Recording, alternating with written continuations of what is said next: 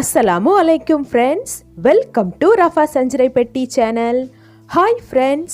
நாம இன்னைக்கு wheat flour வச்சு ஒரு சூப்பரான fruit cake எப்படி பண்ணலாம் அப்படினு பார்க்க போறோம்.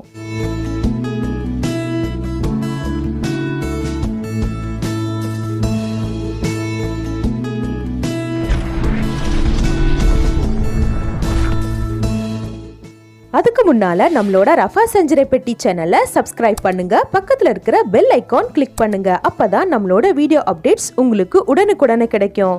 வாங்க நம்ம வீடியோக்குள்ள போகலாம். இந்த மாதிரி ஜாக் ஃப்ரூட்டை அந்த சொலையிலிருந்து எடுத்து சீட்ஸ் உள்ள வேஸ்ட் எல்லாமே நீக்கிட்டு இந்த மாதிரி சின்ன சின்னதாக கட் பண்ணி வச்சுக்கணும்.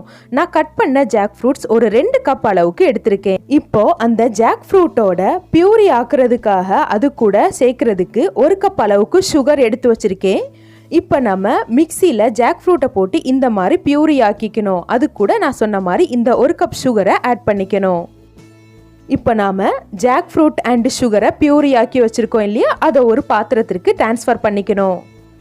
நான் பியூரி பண்ணுறதுக்கு எடுத்த 1 கப் சுகரையுமே அந்த ஜாக் ஃப்ரூட்டில் போடலை, ஏன்னா நான் சின்ன மிக்சி ஜார் எடுத்துக்கிட்டேன். அதனால் இப்போ அந்த நான் எடுத்திருந்த 1 கப் சுகர்லையும் ஒரு 1/4 கப் அளவுக்கு மிச்சம் வந்திருக்கு. அதோட இன்னுமே 2 கப் சுகர் நான் சேர்த்துருக்கேன். பிகாஸ் நான் 4 கப் மாவு ஆட் பண்ண போகிறேன். அதாவது 2 கப் அளவுக்கு கட் பண்ண ஜாக் ஃப்ரூட் எடுத்துக்கிறீங்க அப்படின்னா 4 கப் அளவுக்கு மாவு எடுத்துக்கணும். அதுக்கு 3 கப் அளவுக்கு சுகர் எடுத்துக்கணும். 1.5 கப் அளவுக்கு ரீஃபைண்ட் ஆயில் எடுத்துக்கணும். அல்லது கீ இல்லைன்னா பட்டர் கூட நீங்கள் யூஸ் பண்ணிக்கலாம். இதுதான் மெஷர்மெண்ட். இதை நீங்கள் நோட் பண்ணி வச்சுக்கோங்க. இப்போ நம்ம பேலன்ஸ் இருக்கிற சுகர் ஆட் பண்ணிக்கிறோம். ஆட் பண்ணிவிட்டு கொஞ்சோண்டு சால்ட்டும் அதோட ஆட் பண்ணிக்கணும். அது இனிப்பு டேஸ்ட்டை நல்லா எடுத்து கொடுக்கும். அடுத்து 1.5 கப் அளவுக்கு ரீஃபைண்ட் ஆயில் நான் ஆட் பண்ணிக்கிறேன். நாம் கேக் பேட்டர் ரெடி பண்ணுறதுக்கு முன்னால் அவன் இருந்தால் அவன், இல்லைன்னா நார்மலாக கேக் பண்ணுற அந்த பாத்திரத்தில் கல்லுப்பும் அதுக்கு மேலே ஒரு ஸ்டாண்டும் வச்சு ப்ரீ ஹீட் பண்ணிக்கிறது ரொம்ப நல்லது. அப்போ நம்ம பேட்டர் ரெடி பண்ணதுமே கரெக்டாக அதை நம்ம அடுப்பில் வச்சிடலாம். இப்போ நாம் ஆயில் அண்ட் சுகர் போட்டிருக்கோம் இல்லையா, இதை நல்லா மிக்ஸ் பண்ணி விட்டுக்கணும். அந்த சால்ட்டும் எல்லா இடத்துலையும் படுற மாதிரி மிக்ஸ் பண்ணிக்கணும். ஒரே இடத்துல இருந்துடக்கூடாது. நீங்கள் முடிஞ்ச சுகரை பவுடர் பண்ணி கூட சேர்த்துக்கலாம். அது ரொம்பவே நல்லது. உங்களுக்கு மிக்ஸ் ஆகுறதுல எந்த பிரச்சனையும் இருக்காது. இந்த கேக் 3 days வரைக்கும் கெடாமல் நல்லா இருக்கும். நீங்கள் கீ இல்லைன்னா பட்டர் போட்டு செஞ்சீங்கன்னா ரொம்பவே டேஸ்ட் நல்லா இருக்கும். நீங்கள் இதை இன்னும் ஹெல்த்தியாக பண்ணணும் அப்படின்னு நினச்சிங்கன்னா ஜாக்ரி இல்லைனா நாட்டு சர்க்கரை போட்டு கூட ட்ரை பண்ணலாம். நீங்கள் விருப்பப்பட்டால் வெனிலா எசன்ஸ் கூட ஆட் பண்ணிக்கலாம். பட் நாம் இதை ஜாக் ஃப்ரூட்டில் பண்ணுறோம். ஸோ அந்த ஃப்ளேவர் நமக்கு ஃபுல்லாக முழுசாக கிடைக்கணும் இல்லையா, அதனால் நம்ம வேறு எந்த எசன்ஸும் சேர்க்காமல் இருக்கிறது ரொம்பவே நல்லது. அந்த ஜாக் ஃப்ரூட்டோட ஸ்மெல் அப்படியே சூப்பராக நமக்கு அந்த அரோமா கிடைக்கும். சில பேருக்கு இந்த ஜாக் ஃப்ரூட்டோட ஸ்மெல் பிடிக்காது. ஸோ அந்த மாதிரி இருக்கிறவங்களுக்கு ஏதாவது ஒரு எசன்ஸ் ஆட் பண்ணிவிட்டு நீங்கள் இந்த ஜாக் ஃப்ரூட் கேக் பண்ணி கொடுத்தீங்கன்னா இது இதில் தான் பண்ணதுன்னு கண்டுபிடிக்க முடியாத அளவுக்கு ரொம்பவே டேஸ்ட்டாக இருக்கும். இப்போ நாம் ரெடி பண்ணி வச்சுருந்த அந்த பியூரியும் இந்த சுகர் அண்ட் ஆயில் மிக்ஸில் சேர்த்துக்கலாம்.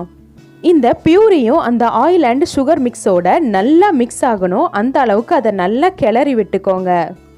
நாம் ஃப்ளார் சேர்த்த பிறகு அதை லைட்டாக தான் மிக்ஸ் பண்ணணும். ஸோ இப்போமே இதை நல்லா மிக்ஸ் பண்ணி ரெண்டும் நல்லா ஒன்றோட ஒன்று பிளெண்ட் ஆகிற அளவுக்கு நல்லா மிக்ஸ் பண்ணி விட்டுறணும்.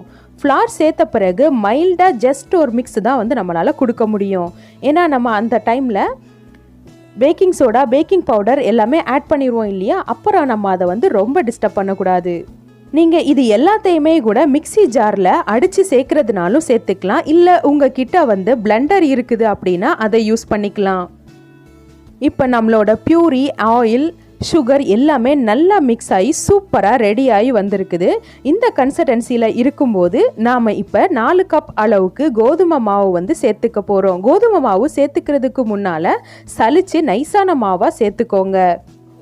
நாம் விருப்பப்பட்டால் இதில் கோகனட்டை சின்ன சின்ன துண்டுகளாக கட் பண்ணிவிட்டு அதை ஆயில் இல்லை நெய்யில் நல்லா வறுத்தும் போட்டுக்கலாம். அதே மாதிரி நட்ஸ் கூட நீங்கள் போட்டுக்கலாம். அதையும் கீயில் ஃப்ரை பண்ணியும் போடலாம், சும்மாவும் போட்டுக்கலாம். டூட்டி ஃப்ரூட்டி கூட யூஸ் பண்ணலாம். நல்லாயிருக்கும், பார்க்க கலராக சூப்பராக இருக்கும். இப்போ நம்மளோட பியூரி நல்லா மிக்ஸ் ஆகி வந்துருச்சு. இந்த டைமில் நாம் 4 கப் அளவுக்கு கோதுமை மாவை அதில் மிக்ஸ் பண்ண போகிறோம். மிக்ஸ் பண்ணதும் நம்மளோட பேட்டர் ரெடி ஆயிரும்.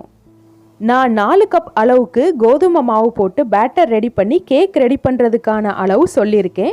நீங்கள் இந்த அளவில் இருந்து கூடுதலாகவோ குறைவாகவோ மாவு எடுத்துக்கிறீங்க, ஃப்ரூட் எடுத்துக்கிறீங்கன்னா அதுக்கு ஏற்ற மாதிரி எல்லா பொருட்களையுமே கூடுதலாகவோ குறைவாகவோ எடுத்துக்கோங்க. இப்போது இந்த மாவோட 1/2 spoon baking soda, 1 spoon baking powder add பண்ணிக்கணும். ஆட் பண்ணிவிட்டு ஜென்டலாக மைல்டாக மிக்ஸ் பண்ணிக்கணும். ரொம்ப அதை டிஸ்டர்ப் பண்ணிடக்கூடாது மாவை. ஏன்னா ஏர் பபிள்ஸ் வந்துருச்சுன்னா கேக் நல்லா வராது. ஸோ மைல்டான ஒரு மிக்ஸ் கொடுத்துக்கோங்க.